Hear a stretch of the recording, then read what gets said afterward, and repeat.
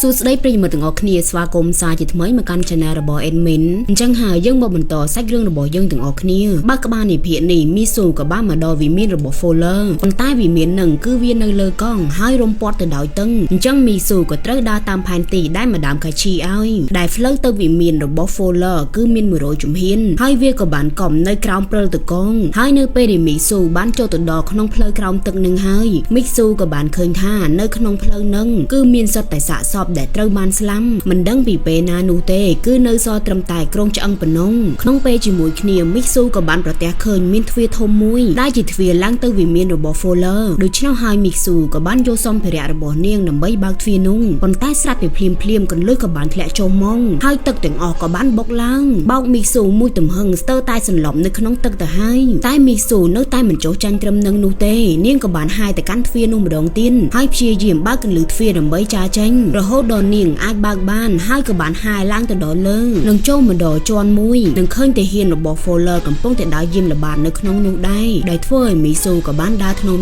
តែមិនឲ្យលឺសម្រឹកជើងនោះឡើយប៉ុន្តែភ្លាមនោះដែរក៏មានទាហានម្នាក់ដូចជាសង្ស័យគេក៏បានដើរមកមើលកន្លែងដែលមីស៊ូលាក់ខ្លួនមីស៊ូក៏បានតាក់កគេដើម្បីបំបិទមាត់និងមិនឲ្យអ្នកផ្សេងទៀតបានលើគួរឲ្យស្ដាយលំពេងទៅនៅដៃទាហានដែលបានស្លាប់ក៏បានធ្លាក់ចុះមកដោយធ្វើឲ្យពេលនេះទាហានផ្សេងទៀតក៏បានដឹងហើយដំណឹងទាំងអស់នេះក៏បានលើទៅដល់ហៃជីស៊ីនដូរួមទាំងគ្នារបស់ Fuller ដទៃទៀតចំណែកឲ្យ Fuller និងគ្នារបស់គេពីភាសាគ្នារឿងការផ្ដួលរំលំស៊ូហ្គាន់ហើយផែនការរបស់ Fuller គឺពួកគេនឹងយកកំភ្លើងដើម្បីផ្ដួលរំលំដាវសាមរ៉ៃនិងប្រើប្រាស់កម្លាំងយោធាដើម្បីដណ្ដើមអំណាចផងដែរហើយក្នុងពេលតែមួយ Fuller គេក៏បាននិយាយមើលងាយអំពីវប្បធម៌ជប៉ុនហើយនឹងបានថាឲ្យ Heiichi Shindo កុំឲ្យមានមហិច្ឆតាលើសលប់ខ្លាំងពេកហើយក្នុងចំណោមពួកគេនឹងគឺមានបរិសម្នាក់ដែលមានមេធរដែលគេមានឈ្មោះថាឈីប៉ាដែលជាដៃស្ដាំរបស់ស៊ូហ្គាន់ហើយពួកគេទាំងអស់គ្នាក៏ជាអ្នកចូលដៃចូលជើងចង់ផ្ដួលរំលំគ្រួសាររបស់ស៊ូហ្គាន់ចំណែកឯ Heiichi Shindo វិញគេពិតជាភ័យតក់ស្លុតខ្លាំងមែនទែនបន្ទាប់ពីឃើញមីស៊ូបានមកដល់វិមានរបស់ Fuller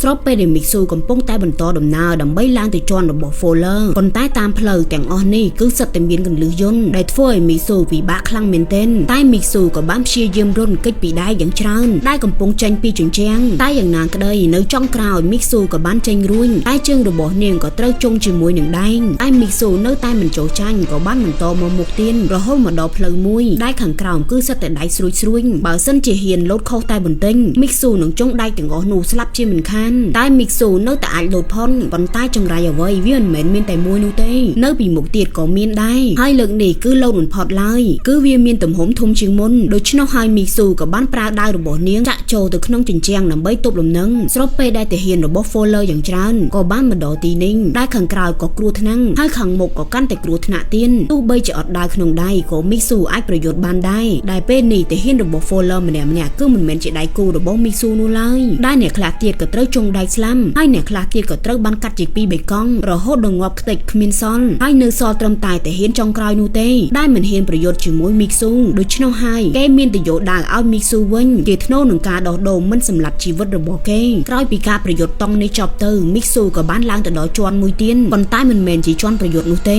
វាគឺជាជាន់ចុងភៅហើយ Heiichi Shindo គេក៏បានឃើញមុខដ៏ខូខើរបស់មីស៊ូធ្វើឲ្យគេពេលនេះកាន់តែស្លន់ទៀតហើយប៉ុន្តែ Fuller គេក៏បានប្រាប់ឲ្យ Heiichi Shindo មិនបាច់ភ័យនោះទេឲ្យកូនចៅរបស់គេដែលជាយៈនោះទៅប្រយុទ្ធជាមួយនឹងមីស៊ូទៅខណៈពេលដែលមីស៊ូពេលនេះនាងក៏បានឡើងមកដល់ជាន់មួយទៀតដែលឃើញមានស្វាមួយបានយកអ្វីម្យ៉ាងយកមកឲ្យនាងដែលដូចជាផ្កាអញ្ចឹងតែចំហាយរបស់វានៅពេលដែលមីស៊ូបានស្រូបចូលទៅក្នុងខ្លួនធ្វើឲ្យមីស៊ូដូចជាមានអាការៈវង្វេងមើលទៅសត្វស្វាឃើញដូចជាបិសាចដែលកំពុងប្រយុទ្ធជាមួយនឹងនាងរហូតធ្វើឲ្យនាងធ្លាក់ចុះទៅដល់ក្រោមដែលជាកន្លែងផ្ទះបាយដែលនាងបានចូលអំបញ្ញមិញអញ្ចឹងហើយនាងក៏បានលោបមុខជាមួយនឹងទឹកតកងដើម្បីឲ្យស្មារតីរបស់នាងកាន់តែស្វាងនិងបានបន្តដំណើរឡើងទៅទៀតរហូតមកដល់ទ្វារធំមួយនៅពេលដែលមីស៊ូបើកចូលទៅនាងក៏បានប្រទះឃើញថាគឺមានសិតតែអ្នកតុងដែលកំពុងជាប់នៅក្នុងគុកហើយកូនចៅយៈរបស់ Fuller ក៏នៅពីមុខផងដែរភ្លាមនោះអ្នកដែលនៅក្នុងគុកទាំងអស់ក៏បានប្រែក្លាយទៅជាសត្វចម្លែងដូច្នោះហើយកូនចៅរបស់ Fuller ក៏បានបិទភ្លើងហើយនឹងបានដោះលែងអ្នកនៅក្នុងគុកទាំងអស់មកកម្ចាត់មីស៊ូចោលហើយអ្វីដែលមីស៊ូបានឃើញពេលនេះគឺដោយសារតែផ្កាអាភៀនដែលវាមានជាតិពុលកម្រិតខ្ពស់ខ្លាំងមែនទែនដែលធ្វើឲ្យមីស៊ូអាចបង្វែងស្មារតីបានហើយធ្វើឲ្យអតីតកាលរបស់នាងរួមទាំងបិសាចនៅក្នុងចិនវាយប្រហារទៅកាន់ស្មារតីរបស់មីស៊ូទៅធ្វើឲ្យមីស៊ូមើលឃើញអ្វីប្លែកចង់បញ្ចប់មីស៊ូក៏បានសម្លាប់អ្នកទោសទាំងអស់ដែលនៅក្នុងទីនេះហើយដោយសារតែផ្កាអាភៀន นเฟ้ยเนียงเรื่องสำเร็จระบบริงโกใต้ตามเปิดเตยเนี่ยในบ้านเฮามิกซูหนุ่มคือมันแมนจีริงโกนูเต้ปนใต้คือจีไทยแกนได้กำปงแต่โรงระบบสเตอร์หนึ่งสลับแต่ให้ด้วยหายพวกแกถึงปีเนี่ยก็บรรทอจ้าเชงบิตีนิ่งดำใบแต่จวนมวยตีนปนใต้ก็มาจูบจมวยนงโกนใจระบบโฟลเลอร์ได้เฟ้ยไทยแกนแกก็จองประยนต์ปนใต้ประยนต์เหมือนกันบ้ามันนึกจัดงอบบัดให้นั่งจังหายเนี่ยได้ประยชน์บรรทอเตียดคือมีแต่มิกซูนูเต้ปนใต้เมื่อเติมมิกซูคือมีสังคมขนมกาชเนนูไลหน้ามวยเอากำลังพองให้เกทมตีนปนใต้จองกล่าวมิกซูเนื้อแต่อายุชเนบ้านได้ยกหายจะโจตขนมกอระบบเกระโหดบตูสลับเนื้อตีนูตายมาดองให้ขนมเปแต่มวยพวกเกถึงออกเนี่ยคือกำปงตายแบบเพียซาขเนี่ยเรื่องแผนการสำหรับสู้กันปนใต้สลับแต่เพลียมนุ่งมิกซูกับบ้านจะสำหรับขนี่ระบบเกมันเนี่ยตีนได้เฟยชีบาเพยคลังเมนเทนสโรเปได้โฟลเลอร์แกกับบ้านเตียงกับเพลิงบ้านเตลือสมาระบบมิกซูให้ได้ระบบมิกซูกับบ้านบะตีนได้เฟยโฟลเลอร์แกกับบ้านใหญ่ท่าไอ้เคยเต้งคือขมิ้นหนามวยอาโยชเนี่ยกับเพลิงระบบยังบ้านนูเต้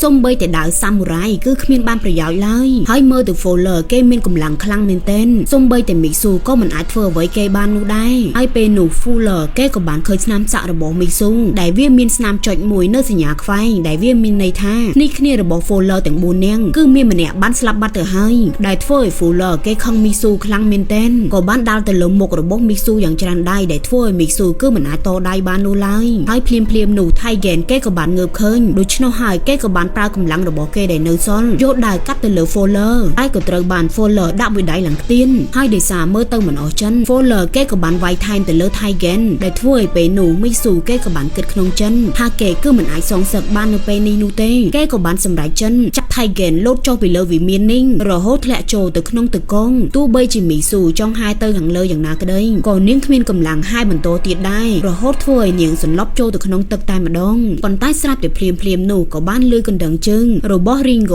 ร่วมแตงสระมาโรบอเกพองได้ให้ใส่เรื่องระบบยังเพียรในกับบ้านมาดอตีมันจอมออกก้นสำหรับการตุสนาบ๊ายบาย